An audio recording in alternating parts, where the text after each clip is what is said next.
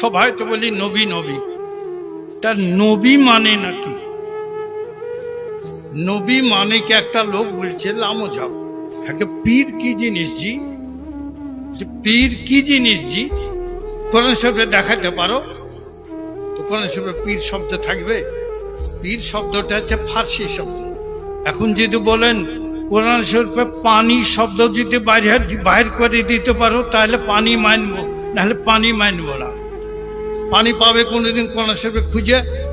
পানি বাংলা কথা, বাংলা উর্দু কথা, পানি পাওয়া যাবে না। কি পাওয়া যাবে?